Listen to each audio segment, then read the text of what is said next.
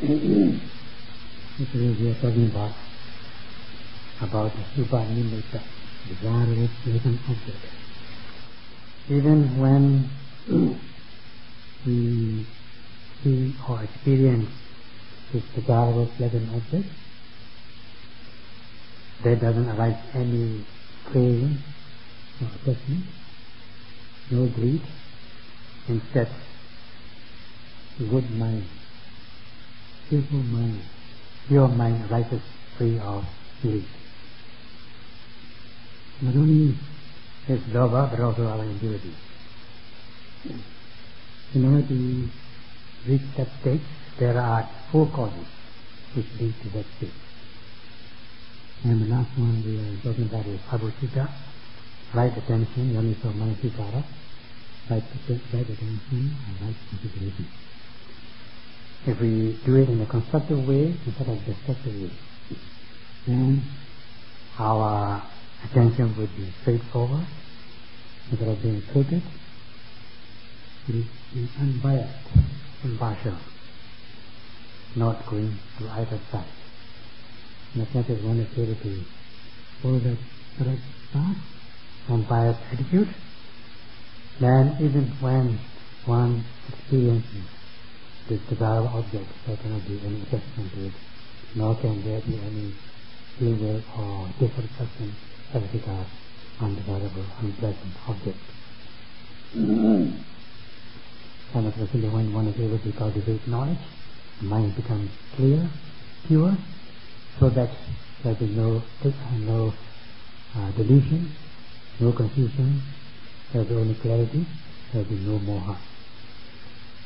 So there are these 4 decisive supports in order to realize this kind of right attention we discussed yesterday, namely being able to live in a suitable place,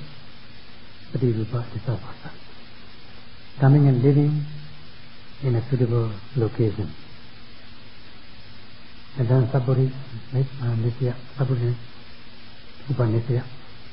being able to come into the suitable place, one can associate with suitable individuals.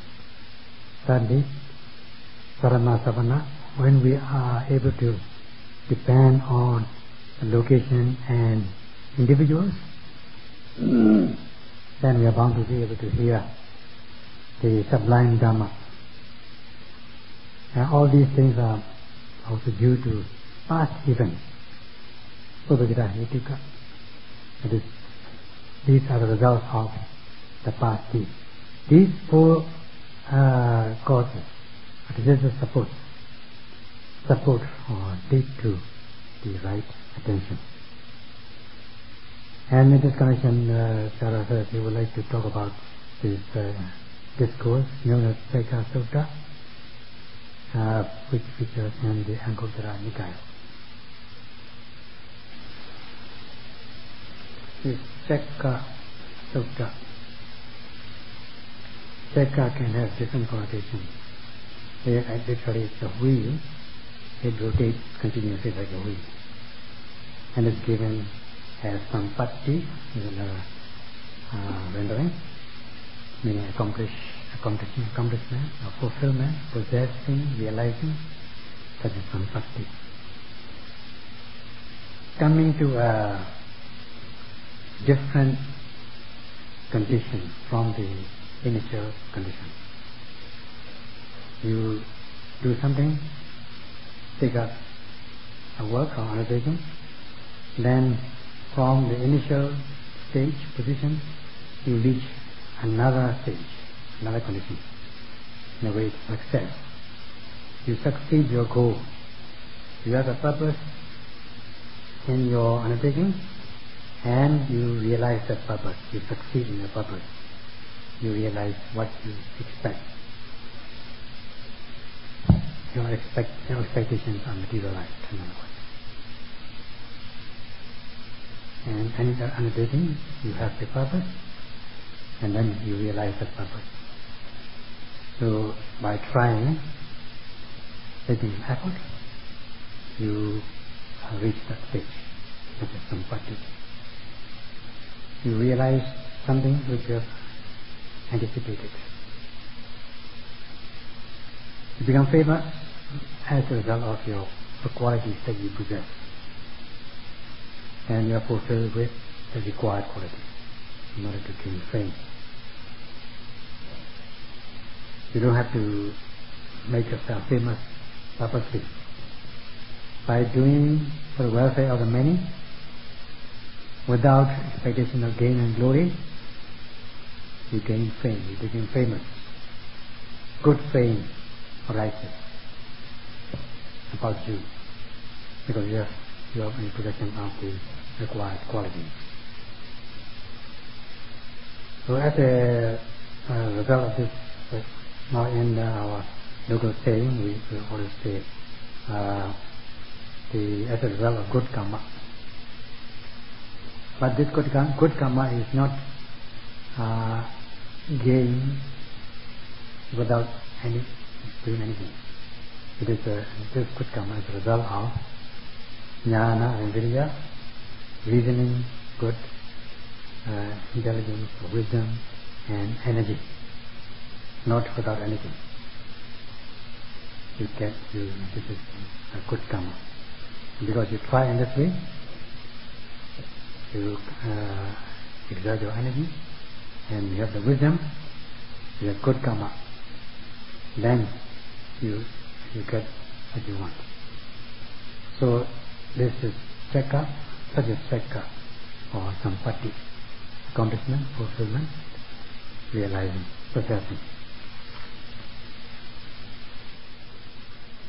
Chakra Sutta has been preached with cause and effect with reason.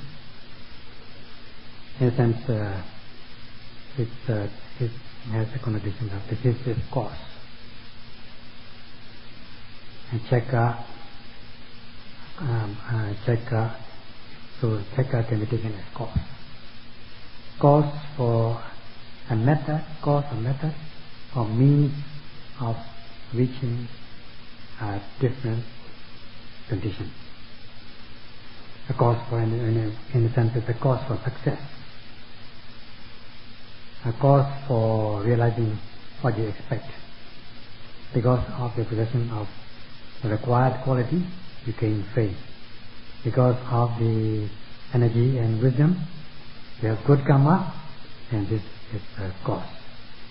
And this way Buddha began this discourse that there are these four causes in order to reach a different state or different condition.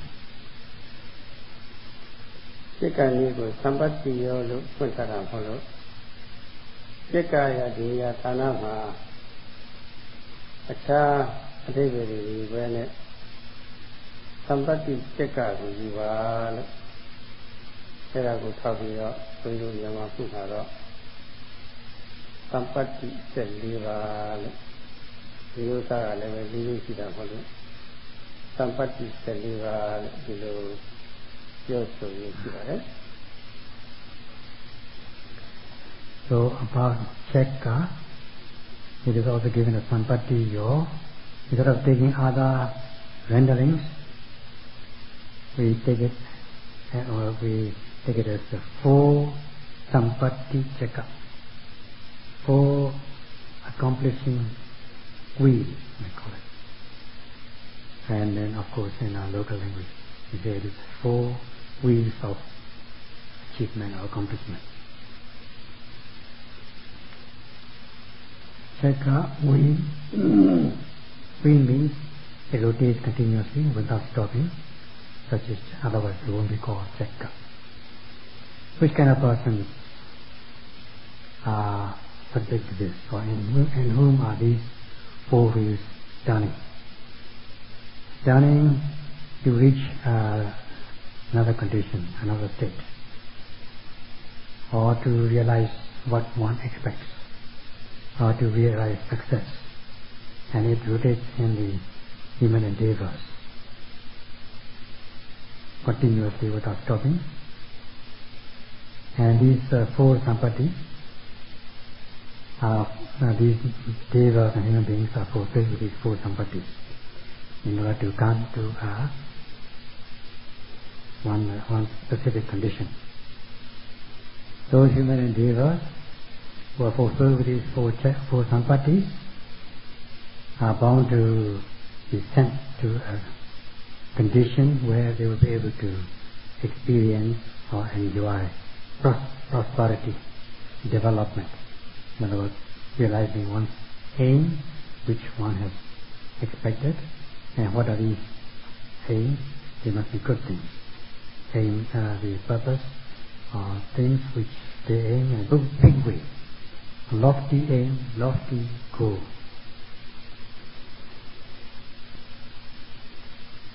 When one reaches a good condition, this becomes an example, a model for the rest of the society. From one to many, it multiplies in this way. For example, you have a garden, there are flowering and fruiting plants, and because you improve these plants, you take care of them, they grow very well, prosperous. The flowers, beautiful flowers, are blooming, and fruits are coming out with leaves all over, green, and it is a good sight for those who see such plants. They will enjoy seeing such things and saying to themselves, as much as they say to themselves, "Oh, we would like to grow such plants."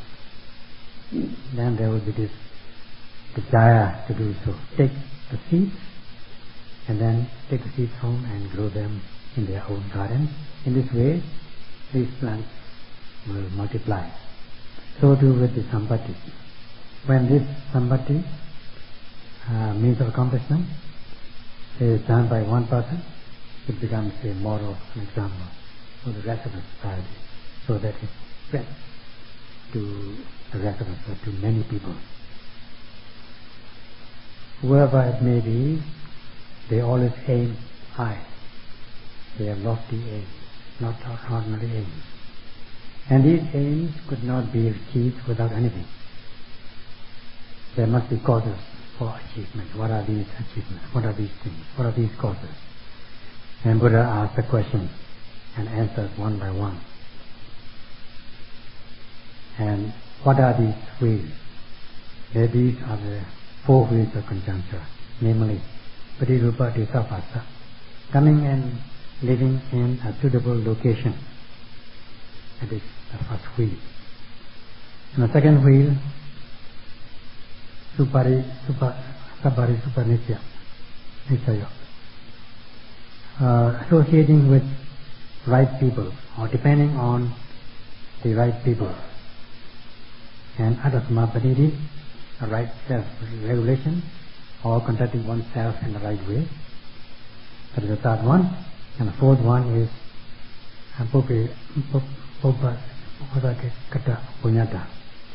having done good things in the past.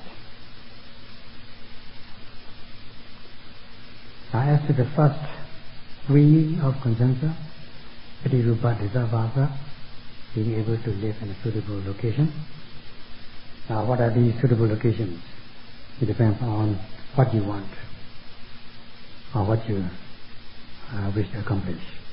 For instance, if you want to gain education, then you come and live in a place where you can gain education, schools and colleges and things like that.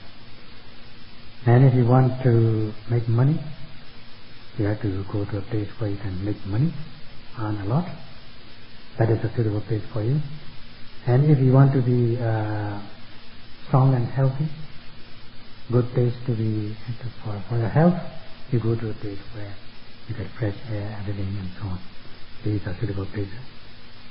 And then if you want security, you come to a place where you are secure. And if you want skillfulness, to be virtuous, then you come to a place where you can practice, conduct yourself in a right way, conduct your physical, verbal, mental behaviors to become blameless, pure, graceful, and affable. Such are the places, suitable places. And this is what is meant by this Paṇḍitā Sayadaw, suitable location. At this point, we are concerned with moral conduct, a place where we can practice or sustain this moral conduct. Such is a suitable place. In the text is given the 4 kinds of audiences, 4 kinds of disciples, 4 kinds of audiences, might say. And the suitable place is a place where you can see these 4 kinds of individuals. In those days, the 4 kinds of individuals are bhikkhus, monks, male monks, bhikkhuni, female monks, upasaka, male devotee or disciple, and upasika, female devotee or disciple. Since in the Theravada dispensation tradition there is no more bhikkhunis, you can say there are only 3 kinds of audiences. But if you put the nuns in place of bhikkhunis, you can say that there are still these 4 kinds of bhikkhunis. So the Paṇḍitā Sayadaw, the suitable location, means a place where you can see or meet these 4 kinds of people. When you say 4 kinds of audiences or 4 kinds of persons, we don't mean ordinary persons, not those who lack moral conduct, those who are not virtuous. It means that those people who are practicing, conducting their behaviors, physical, verbal, mental behaviors in the right way,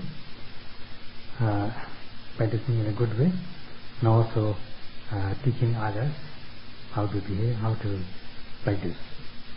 And also, it doesn't also mean apply to ordinary individuals. You go beyond that, that one should be able to be fulfilled with the basic moral conduct.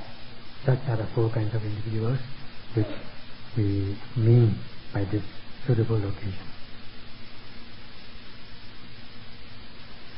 In a sense, this Paṇḍitā Sayadaw, suitable location, means a place where you can do dana kusala, offering, sharing one's belongings with others, and practice sila, moral conduct, take 3 refuges, taking refuge in the Buddha, Dhamma, Sangha, and especially the practice of bhavana, meditation, in the lofty discipline of the practice of Satipatthana, to cultivate one's mind and insight, which gives assurance in one's life. So the Paṇḍitā Sayadaw means a place where you can practice the dana, sila, bhavana, such as Paṇḍitā Sayadaw. Then if one is able to practice this kind of meditation, then you can be sure that you have a chance to meet or see such individuals. So to elaborate further, you instead of just consuming your own belongings, using your own belongings for yourself, confine it to yourself. Instead, you share with others by way of offering, with respect and homage, and with the compassionate feeling, sympathetic feeling. In a way, you are helping others by sharing your belongings with them. And also, one is controlling oneself, practicing self-control in order not to defile oneself. At the same time, safeguarding others so that others are not affected. And especially the practice of high-level discipline, to cultivate your mind and insight. Such are the virtuous people, and such is a place where you can find such people, and such is Paṇḍitā Sayadaw. And whoever is staying or living in such places have the chance to possess this opportunity. Now the Buddha has come into enlightenment for the welfare of all beings, so that the beings will be able to eradicate unwholesome deeds by body, speech and mind. These unwholesome deeds, which have been with us all along our lifetimes as a latent tendency, they may be translated in accordance with the circumstances into mental and physical unwholesome actions, so that you will not be able to control yourself. If you cannot control yourself, then you will be harming others. Others will be affected. And if you commit such things, all your behaviors, physical, verbal, mental behaviors, will become blameworthy, impure, wild, violent, gross, and they had a burning effect, leading to many social problems. And then such things will be despicable, nothing to be desired in your lifetime. So in order to purify your life and to make it desirable, especially if you are, to eradicate these unwholesome deeds and to be free from physical and mental suffering, you practice the 3 trainings of Sila, Samadhi, Panya, and these trainings have been given by the Buddha, together with the correct practice, Dhamma with the prescriptive force, that is setting a goal, and then laying down the path to reach that goal. Then as much as you are able to practice that, then your physical, verbal, mental behaviors are bound to become pure, graceful, virtuous, cultured, and affable. And such is Buddhist culture or human culture. And any place where you can find such culture can be said to be Paṇḍitā. And if you have a chance to stay in such place, then such is Paṇḍitā, suitable location. Whoever stays in such suitable places will be able to associate with virtuous people. Then these virtue will, since it is infective, it can be copied by those others who are close to them in terms of body, speech and mind, and they will be able to copy these methods, behaviors. Then if you are close to virtuous people, you will be able to approach them. Then since you have this initial tendency to copy these virtuous methods, you will become virtuous. And first of all, the skillful mind, virtue, first of all, the virtue will arise. You come to possess that, and you will be able to get that method, obtain that method from such people. First, you do kusala, good deeds, rather than education, wealth, looking for education, wealth, and so on. It is more important to be blameless in one's life, to be pure in one's life, free of unwholesome deeds. If you are unwholesome, unskillful, however much you may be wealthy, however much you may be educated, however much you may be in a high position, your life is a life of death, not a living life. It's a life of death, a living death. So, especially if you are committing immoral deeds, dutteritas, and indulge in sensual pleasures all the time, and life as you are, and indulge in sensual pleasures all the time, and life as you are, and